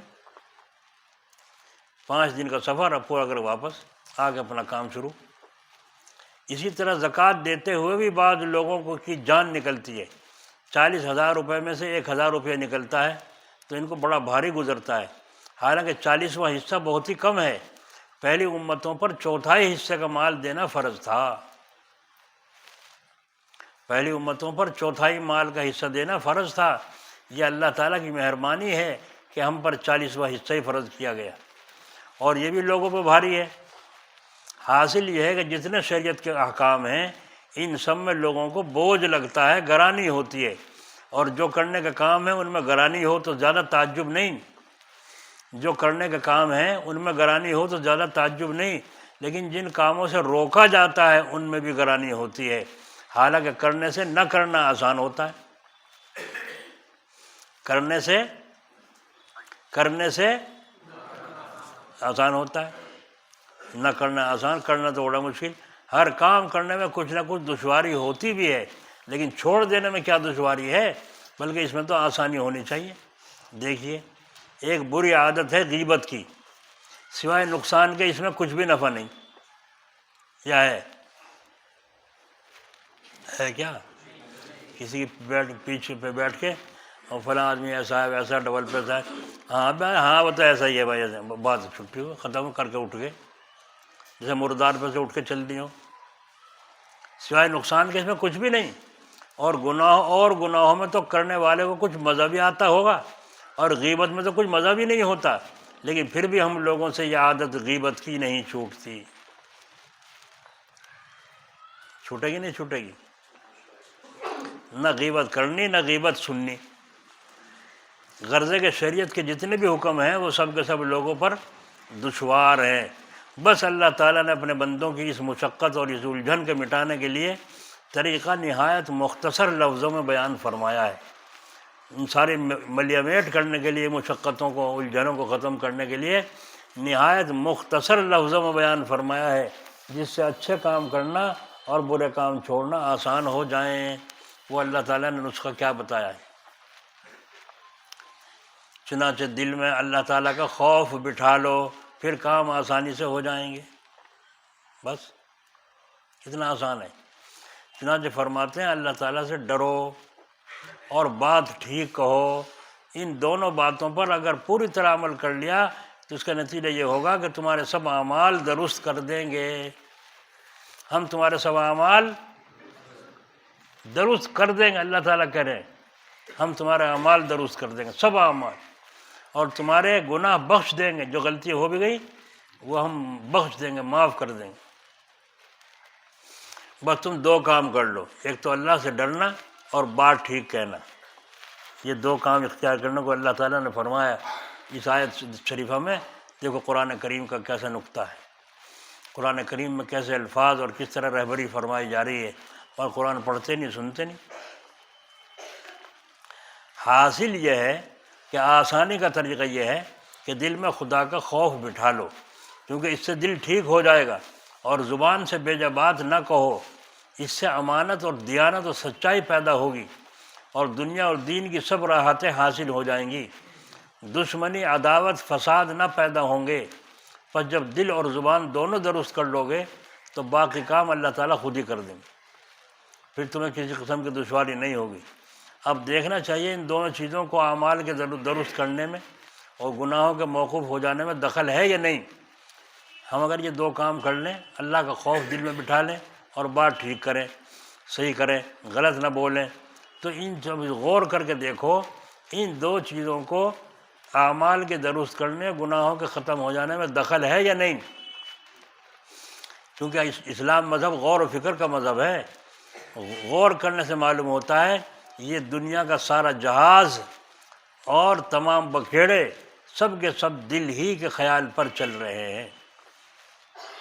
یہ پہاڑ کے برابر عمارتیں، یہ ہرے بھرے باغ، طرح طرح کے سامان، سب کا انجن یہ دل کا خیال ہی تو ہے، یہ کچھ اور ہے۔ اسی واسطے تو حدیث شریف میں آیا آدمی کے جسم میں گوشت کا لوتھڑا ہے، ٹکڑا ہے، جب وہ درست ہوتا ہے تو تمام جسم درست ہو جاتا ہے، اور جب وہ بگڑتا ہے تو تمام جسم یہ جو بد نگاہی کرتے پھرنے کو ہمارے سے رکا نہیں جاتا، تو اپنی بیویوں کو بھی وہاں چھوڑ دو باہر چکلے پہ، اپنی بہنوں کو بھی جہاں چاہے جانے دو۔ کیوں شرم کرتے ہو؟ کیوں مارے پھرتے ہو، گھبراتے ہو؟ ہماری بہن ایسا کر رہی ہے، ہماری لڑکی ایسا کر رہی ہے۔ جب تم آپ اپنی نگاہ نہیں روک سکتے، دوسروں کو کیسے روکو گے؟ دل بگڑا ہوا ہے ان کا، گندی طبیعتوں کے آدمی ہے یہ، ایسے کو گھر میں گھسنے بھی نہیں دینا چاہیے، ایسے کو گھر میں گھسنے بھی نہیں دینا چاہیے۔ یہ بہن بھائی سے دوستی کر کے بہن پر ڈکیتی ڈالنے کے اسباب بناتے ہیں گھروں میں جا کر کے۔ ہمارے بھائی کا دوست ہے اور ہماری لڑکی کا بھی دوست بن گیا، اچھا دوست بنا بے حیاؤں کا۔ تو آدمی کا جسم میں جو دل ہے جب وہ بگڑ جاتا ہے، تو جب یہ بات معلوم ہو گئی کہ دل کے درست کرنے سے تمام عمل درست ہو جاتے ہیں، تو دل کا درست کرنا ضروری ہوا کہ نہ ہوا؟ لا الہ الا اللہ کی ضربیں لگاؤ اور خوب اللہ اللہ کرو، اور دل کا گیٹ بند کر دو، دروازہ، اور اس طرح بند کر دو غیرہ نتو خیرہ وسوسے آویں، باہر دفعے ہو جائیں، اندر نہ گھسنے پائیں۔ بس اوپر کا روشن دان کھلا رہے، جو اللہ کی طرف سے رحمت آئے وہ روشن دان کے ذریعے سے اندر دل میں پہنچتی رہے، ہے نا۔ یہ دروازہ دل کا کسی کے لیے نہ کھلے۔ تو یہ بات معلوم ہو گئی تو دل کا درست کرنا نہایت ضروری ہوا، یہ خیال ہوا۔ پس اب خیال کرنا چاہیے کہ دل کی درستی کس طرح ہو۔ سوال ہے نا کہ بھائی سوال ہے نہیں کہ دل ہمارا صحیح کیسے ہو؟ اب سوال یہ ہوا، یہ تو معلوم ہو گیا کہ دل سے فساد سارا پھیلتا ہے۔ ایک آدمی نے، مولانا روم نے اپنی کتاب میں لکھا ہے واقعہ مثنوی میں، کہ ایک آدمی دیوار میں کھونٹی ٹھوک رہا تھا، تو جب وہ کھونٹی ٹھوکی دیوار نے کہا ارے کیوں اسے کھونٹی کو کہا کیوں میرے اندر کو مجھے چیرتی آ رہی ہے، مجھے تکلیف ہو رہی ہے. اس نے کہا مجھے کچھ نہ کہو ملامت، میری خطا نہیں ہے. فرمایا اور اسے کہو جو پیچھے سے ہتھوڑا آ کے میرے اوپر پڑتا ہے، مجھے اندر کو ٹھوکتا ہے، میں تیرے اندر گھس رہی ہوں تو تکلیف پہنچ رہی، میں جان کے نہیں پہنچا رہی، اس سے کہو. دیوار نے ہاتھ کی خوشامد کی، کیوں تو اتنا ظلم کر رہا ہے کہ آ کے اس پہ کھونٹی پہ پڑتا ہے اور کھونٹی میرے سینے کو چیر رہی. ہتھوڑے نے کہا میری خطا نہیں، اس ہاتھ سے کہو جو مجھے پڑے پڑے کو اٹھا کے لا کر یہاں پٹک رہا ہے، ورنہ مجھے کیا ضرورت تھی میں اٹھ کے آ کے کھونٹی کو کچھ کہتا. اب ہاتھ سے جب فریاد کی تو ہاتھ نے کہا کہ میری خطا نہیں ہے. کہنا اور اوپر سے طاقت آئی تھی، میں تو یوں پڑا تھا، طاقت نے آگے کہا اٹھ تو میں اٹھ گیا، اٹھا تھوڑا مارا اس پہ. تو میرا قصور نہیں ہے، طاقت کا قصور ہے. بس طاقت سے جا کے کہا پھر دیوار نے کہ اے طاقت تو کیوں پریشان کر رہی ہے ہاتھ کو، اور ہاتھ پریشان کر رہا ہے ہتھوڑے کو، ہتھوڑا پریشان کر رہا ہے کھونٹی کو، کھونٹی کر رہی مجھے. طاقت کہنے لگی جی مجھے ملامت نہ کرو، میں تو بے قصور ہوں. بے قصور کیسے؟ میں تو ایک طرف پڑی تھی، دل میں ارادہ پیدا ہوا کہ چل ہاتھ کو ہتھوڑا اٹھا، یہ کھونٹی یہاں ٹھوک. سارا نظام کہاں سے چلا؟ کہاں سے؟ اگر دل صحیح ہو تو کھونٹی بھی صحیح ٹھوکے گی نہیں.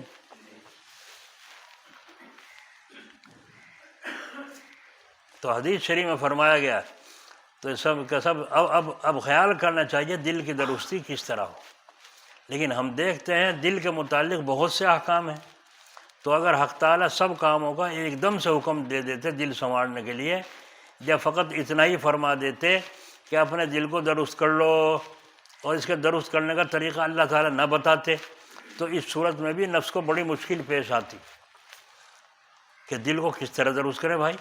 مگر اللہ تعالیٰ کی کس قدر رحمت ہے کہ دل کی درستی کا حکم کر کے ساتھ ہی اس کے درست کرنے کی بھی ترکیب بتلا دی. اور وہ نہایت آسان ہے، یہ کہ صرف ہمارا خوف دل میں بٹھا لو. ہمارا خوف ہم تم سے پوچھیں گے، ذرا سی باتوں کو پوچھیں گے، بٹھا لو، باقی سب ہم درست کر دیں گے، باقی ہم سب تمہارا حال درست کر دیں. اس میں راز یہ ہے کہ ہم دیکھتے ہیں کہ حاکم کا ڈر اگر دل میں بیٹھ جاتا ہے تو اس کے خلاف کرنے پر ہمت نہیں ہوتی. اسی طرح اگر اللہ تعالیٰ کا خوف کسی کے دل پر بیٹھ جائے تو اس سے گناہ نہ ہوں گے اور اعمال کی بھی درستی ہو جائے گی. پچھلے گناہوں سے توبہ اور آئندہ نہ کرنے کا ارادہ بھی کرے گا. بس معلوم ہوا کہ دل کے درست ہونے سے، جسے تقویٰ کہتے ہیں، اعمال بھی درست ہو جائیں گے اور گناہوں سے بھی چھٹکارا ہو جائے گا. سمجھ میں آ گئی؟ نسخہ سمجھ میں آ گیا؟ کیسا شاندار قرآن کی آیت کا تفصیل ہے. اعمال بھی درست ہو جائیں گے اور گناہوں سے بھی چھٹکارا ہو جائے گا. یہی حکیم الامت تھوڑے کہہ دیے نا. اب اس کے بعد سمجھنا چاہیے کہ خوف جو پیدا نہیں ہونے دیتا دل میں، وہ روکنے والی چیز کیا ہے. سمجھ میں آ گئی؟ کیسا حکیمانہ بیان ہے. اللہ کا خوف دل میں جو رکنے نہیں دیتا، آنے نہیں دیتا، اس سے روکنے والی کیا چیزیں ہیں؟ کیونکہ جب تک ان سے نہ بچا جائے گا اس وقت تک خوف دل میں پیدا نہیں ہو سکتا.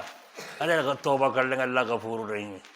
سو یہ وہ دو چیزیں ہیں، ایک تو ایمان نہ ہونا، دوسرے اس کے بارے میں تو بیان کرنے کی کچھ ضرورت نہیں، کیونکہ یہاں سب لوگ اللہ کے فضل سے ایمان والے ہی بیٹھے ہیں. ایمان والا ہونا ضروری ہے. دوسرے یہ کہ شیطان نے لوگوں کو عام طور پر کاہل اور سست بنا رکھا ہے. سب کو یہ پٹی پڑھا دی، میاں جو کچھ کرنا ہے کر لو، آخر عمر میں توبہ کر لیں گے، اللہ بڑا غفور رحیم ہے، سب گناہ بخش دے گا. تو سن لیجئے، حق تعالیٰ بے شک غفور الرحیم ہے، مگر ان لوگوں کے لیے ہے جو پہلے کر چکے ہیں اور اب شرمندہ ہیں. ان کے لیے غفور الرحیم ہے جو پہلے گناہ کر چکے اور آج شرمندہ ہیں، رو رہے ہیں. ان کو اس کا فکر لگا ہوا ہے کہ آئندہ کے لیے تو یہ تدبیر ہو گئی، گناہ نہ کریں گے. لیکن پچھلے گناہوں کا کیا ہوگا؟ تو اس کے لیے فرماتے ہیں پچھلے گناہوں کو اللہ تعالیٰ بخشنے والا ہے. بس بخشنے کا وعدہ تو پچھلے گناہوں کے لیے ہے، آئندہ گناہ کرنے کی اجازت کہیں بھی نہیں دی گئی. آئندہ گناہ کرنے کی اجازت کہیں بھی نہیں دی گئی۔ آج کل لوگوں کو یہ بھی خبط ہو گیا ہے کہ اس بھروسے پر اللہ بخش دیں گے، آئندہ کے لیے بھی گناہ کرنا نہیں چھوڑتے۔ یہ سراسر غلطی ہے۔ یاد رکھو توبہ کی مثال مرہم کیسی ہے؟ توبہ کی مثال مرہم، اور گناہ کی مثال آگ کیسی ہے؟ مرہم تو اس لیے ہے اگر کبھی غلطی سے جل جائے تو مرہم لگا دیا جائے، اس لیے نہیں ہے کہ مرہم کے بھروسے پر آگ میں گھسا کریں۔ جس شخص کے پاس نمک سلیمانی یا چورن ہے اس کو یہ کم مناسب ہے کہ جان جان کر بہت سا کھایا کرے۔ چورن تو اس واسطے ہے اگر کبھی غلطی سے بہت کھا جائے اور درد ہونے لگے تو اوپر سے نمک سلیمانی یا چورن کھا لیا جائے، اس سے ہضم ہو جائے گا۔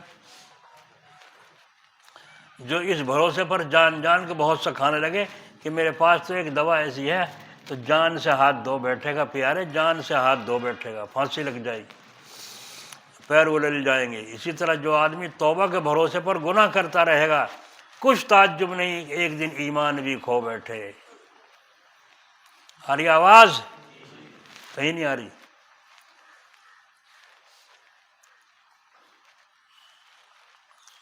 ایمان بھی کھو بیٹھے گا ایک دن۔ غرض یہ کہ توبہ کے بھروسے پر گناہ کرنا بڑی بے وقوفی ہے۔ اس تمام بیان سے معلوم ہو گیا ہوگا کہ عمل کے درست کرنے کا طریقہ اتنا ہی ہے، فقط اتنا ہی ہے کہ اللہ تعالیٰ کا خوف پیدا کر لو، بس اسی سے تمام عمل درست ہو جائیں گے۔ اگرچہ زبان کی درستی بھی اس میں آ گئی تھی مگر پھر بھی زبان کے درست کرنے کا علیحدہ حکم دیا ہے۔ اس کی وجہ یہ ہے کہ سوائے زبان کے انسان کے جتنے بھی اعضاء ہیں سب کام کرتے کرتے تھک جاتے ہیں۔ زیادہ چلنے سے پاؤں تھک جاتا ہے، زیادہ کام کرنے سے ہاتھ تھک جاتا ہے، زیادہ دیکھنے سے آنکھ دکھ جاتی ہے، مگر یہ زبان بولنے سے اگر لاکھ برس تک بک بک کرے تو ہرگز نہ تھکے گی۔ یہ دوسری بات دوسری ہے کہ زیادہ بولنے سے دل کے اندر بھی بے رونقی پیدا ہو کر بولنے سے نفرت ہو جائے۔ دل میں بے رونقی پنا آ گیا زیادہ بولنے سے، اب بولنے کو جی نہیں چاہتا۔ لیکن زبان کو کوئی تھکن نہیں ہوگی، اس لیے عورتیں بھی نہیں تھکتی، سمجھے؟ عورتیں بھی نہیں تھکتی ہے، جب بولنے پہ آ جانا اچھے کے چھکے چھڑا دو، اور اتنا حافظہ ان کا تیز ہو کہ دوسرے کی سنتی بھی رہیں گی، جواب بھی سوچتی جواب بھی دیتی نہیں، ساتھ ساتھ دونوں بول لیں گی، دونوں چپ نہیں ہونے کے سننے کی، وہ بولتی رہے گی سنتے بھی رہیں گی۔ حافظہ اتنا تیز ہے ان کا، تو ان سے جیت سکو تم کیوں بھائی؟ اسی لیے بزرگوں کی نصیحت ہے ہار مان لو، بیوی سے بحث کرنے میں تم ہار جاؤ گے، وہ نہیں ہارے گی، کیونکہ زبان بولتی بہت ہے، اور زبان زنانی چیز ہے، عورت مرد ہے، مادہ ہے نر ہے۔ کہتے ہیں تیری زبان بہت چلتی ہے، یا یوں کہیں کہ تیری زبان بہت چلتا ہے۔ اس سے معلوم ہوا کہ زبان جب زنانی ہے اور اللہ نے دو دانتوں کے بیچ میں دیوار میں رکھا اس کو، اوپر نیچے کے دانت ہیں اور بیچ میں رکھا زبان کو، پھر بھی چکر کھانا کھاتے چلتی رہتی ہے، کھانا بھی کھا رہا ہے اچھا بات بھی کر رہا ہے، تب بعد میں زبان دانت کے نیچے کیا ہو گیا؟ دانت آ گئی جیب، دانتوں میں آ گئی جیب، دانتوں نے کہا تیرا ایسی تیسی تو نے تو تنگی کر کے رکھ دی، باریک باریک پیچھے وہ سرکاری، موٹا موٹا ہمارے نیچے دکھا رہی ہے اور بول بھی رہی، تین کام چار کام ایک دم کر رہی ہے، چگل دیا وہیں دانتوں نے، آج جب چگل دیا منہ پھاڑ کے پھر احتیاط سے کھانا شروع کر دیا۔ سمجھ میں آئی؟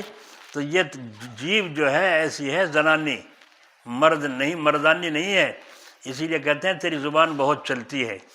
تو زبان جیسے تھکتی نہیں، عورتیں بھی،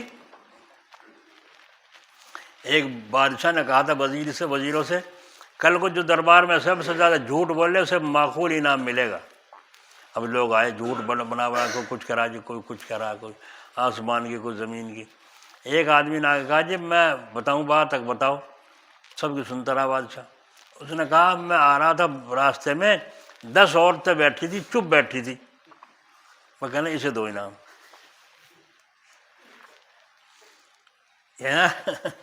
اسے دو انعام، کیوں؟ یہ تو اکیلی بیٹھی وہاں بڑبڑا ہو جائے گی، 10 بیٹھی اور چین سے، اب بھی مجلس میں بیٹھے ہوں گے اب تو ان کا کام کی بات ہو رہی نا، اب سے چپ ہو گئی ہوں گی، لیکن بیٹھی رہیں گی یا ٹولتی رہیں گی۔ لیکن جب بات اپنے پہ آ کے پڑے گی تو پھر آنکھیں کھول کے ایسی لڑیں گی، چاہے 6 دن ہو جاؤ، جو سو کے بھی دیکھ لیں، ناک میں دم کر دیں گی، گھر والوں کا، شوہر کا، پڑوسیوں کا۔ اس لیے زبان کو سدھارنے کا الگ اللہ نے حکم دیا کہ بات ڈھنگ سے کہو، کہ اللہ کا حکم ہے نا، بات ڈھنگ کی کہو، بے ڈھنگی نہ کہو۔ ڈھنگ سے کیا ہے؟ امی جان، اماں جان، والدہ صاحبہ، یہ ڈھنگ کی بات ہے، بے ڈھنگی؟ اور یہ کہ میرے باپ کی جورو، غلط کہا صحیح؟ صحیح تو کہا مگر غلط انداز میں کہا ہے۔ تو اس طریقے سے کہنے سے ماں بھی اکھڑ جائے گی اور جو سنے گا وہ بھی نہ، بس کیسے گندی اولاد ہے تیری، بدتمیز۔ بدتمیزی کیا؟ میرے باپ کی جورو ہے نہیں، جو غلط کیا کہا میں نے؟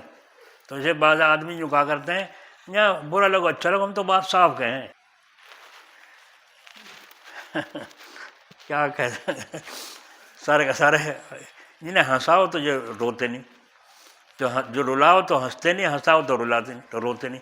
رونے کے وقت پہ رو، ہنسنے کے وقت پہ ہنسو، یہ بات ٹھیک کرو۔ تو اللہ نے یہ نسخہ کیسا بیان کیا شاندار، دل کے اندر خوف بٹھاؤ اور زبان صحیح چلاؤ۔ ایک لڑکا باہر کھڑا تھا تو حضرت نے فرمایا، جو دیکھ کے چکمے کو دیکھ رہے، بڑی نظر بڑی تیز تھی حضرت کی، تو جو چکمے کو دیکھ کے فرمایا یہ کون ہے؟ ایسا معلوم ہوتا ہے جیسے عبداللہ ہو۔ تو فرمایا، اس نے ایک آدمی بیٹھا تھا، اس نے کہا جی ہاں عبداللہ ہی ہے، عبداللہ ہی ہے۔ حضرت نے فرمایا ایسا معلوم ہوتا ہے جیسے عبداللہ صاحب ہوں۔ تو بچے کو کہا، تو اس نے کہا ہاں جی عبداللہ ہی ہے۔ حضرت نے فرمایا اچھا، اگر آگے پیچھے صاحب یا کچھ لگا لیتے تو کیا اچھا ہوتا؟ بولنے کا ڈھنگ، سلیقہ۔ اس لیے بعض استاد ابے، یہاں ابے تبے سے بولتے ہیں، بدتمیز، یہ بے سلیقے لوگ ہیں۔ ہاں جی، ادب کے ساتھ نام لو، بھائی صاحب نہیں کہہ سکتے، اور کوئی پیار کا لفظ کو استعمال کر لو۔ ایک حضرت کا یہاں ایک لڑکا تھا، بڑا چلبلا بچہ تھا، وہ طالب علم۔ تو حضرت نے فرمایا چین سے بیٹھتا ہی نہیں ہے، یہ جنگلی کبوتر ہے، جنگلی کبوتر ہے۔ حضرت نے فرمایا اس کو، میں اس بات سے لقب دیا تاکہ اسے احساس پیدا ہو اور یہ ڈھنگ میں آنا شروع ہو جائے۔ جیسے ایک آدمی تھا، داڑھی منڈاتا تھا، بوڑھا ہو رہا، سفید داڑھی، بال آ رہے، اور حضرت کے پاس ملنے گیا۔ تو حضرت نے نصیحت کے طور پر یوں نہیں کہا داڑھی رکھ لو، بلکہ یوں فرمایا اچھے طریقے سے کہ اب تو تم بزرگ ہو گئے ہو، اب تو تم سفید بال کی جائے بڈھا ہو گیا، اب تو داڑھی رکھ لے، یہ تو مقصد تھا، کچھ اور تھا، اب تو تم بزرگ ہو گئے ہو، بس ہاں کر کے۔ وہ سمجھا نہیں مجھے کیا کہا، یا تھپڑ لگے کھینچ کے جب ماننے گا۔ تو حضرت نے اس پر روک ٹوک فرمائی کہ بات ڈھنگ سے بولو، ڈھنگ کی کہو، صحیح طور سے کہو، غلط لفظ زبان سے نہ نکالو۔ یہ اللہ تعالیٰ کا کتنا بڑا احسان ہے، اس آیت میں کیسی ترتیب بیان فرمائی ہے۔ اللہ ہمیں توفیق عطا فرمائے۔ تو دیکھ لو، ایک ایک چھوٹی چھوٹی ایک ایک آیت سے کتابیں بھرتی چلی گئی، تفصیل اور تشریح ہوتے ہوتے آج تک بھی قرآن کی نقطے ختم نہیں ہوئے۔ یہ اللہ نے ایسا شاندار قرآن ہمیں عطا فرمایا کہ ساری دنیا اس کے سامنے گھٹنے ٹیکے ہوئے ہیں، بلکہ اللہ تعالیٰ نے للکار کے کہہ دیا، اگر اس قرآن کو محمد نے گھڑ لیا ہے تو تم بھی جاؤ اس کے مطابق قرآن کی ایک چھوٹی سی آیت بنا لاؤ یا سورت بنا لاؤ۔ نہیں بنا سکتے تو ساری دنیا کو چیلنج ہوا، لڑے بھڑے، لڑائیاں لڑی، مصیبت بھری، یوں کیوں نہ ہوا ہے قرآن کی چھوٹی سی نہ تینا کل کوثر کے قل ہو اللہ کے برابر اس کوئی بات بنا کے کھڑی کر دیتے سارے مل کے، ساری دنیا مل کے قرآن کے مطابق آج تک بھی ایک آیت ایک صورت نہیں لا سکی۔ اتنا شاندار قرآن ہے جس کی ایک آیت کی تشریح ابھی آپ نے تھوڑی سی سنی ہے، تھوڑی سی ہے۔ اللہ تعالیٰ عمل کی توفیق عطا فرمائے۔ تو کیا سنا آپ نے؟ دل میں اللہ کا خوف پیدا کرنا، سستی کو دور کرنا، جو کام بھی کرو اس میں یہ دھیان کرو جس میں نفع آخرت کا زیادہ ہے یا دنیا کا نفع زیادہ ہے۔ تو دنیا میں جو نفع ہے وہ بھی ایک دن کرکرا ہو جائے گا، اور آخرت کا نفع ہمیشہ رہنے والا ہے، آخرت کا نفع ہمیشہ رہنے والا ہے۔ تو ان باتوں کو سامنے رکھ کر اللہ کا خوف دل میں پیدا کر کے یوں مڑ جاؤ، ایک کاغذ ہے جو مڑا ہوا ہے، سیدھا کرنا ہے، اس کی ترکیب جیسے الٹا موڑو، الٹا موڑ کے پھر اسے سیدھا کرو، اب سیدھا ہو جائے گا۔ تو اپنے دل کو موڑنا ہے تو ادھر سے پلٹا دو، اور پلٹ کر کے پھر اس راستے پر آؤ جس راستے پر اللہ چاہتا ہے۔ بڑے بڑے غنڈے اللہ کے ولی بن گئے، بڑے بڑے غنڈے اللہ تعالیٰ کے ولی بن گئے، تو ہم نہیں بن سکتے کیا؟ اسی لیے تو آتے ہو سمجھنے کے لیے کہ دیکھیں اگلے ہفتے میں کہ چہرے پہ کس کے معلوم ہو رنگ چڑھا نہ چڑھا، کوئی بھی نہیں معلوم ہوتا، بس ایسے ہی اپنا کپڑے جھاڑے اور آمین آمین کریے اور چلے گئے، نہیں اثر لے کے جاتے۔ تو اثر نہیں لوگے تمہارا نقصان ہے، ہمیں تو اللہ اس کے رسول کی بات بتا دی، میں کروں گا مجھے نفع ہوگا، تم کرو گے تمہیں نفع ہوگا۔ چلو اللہ کا ذکر شروع کرو۔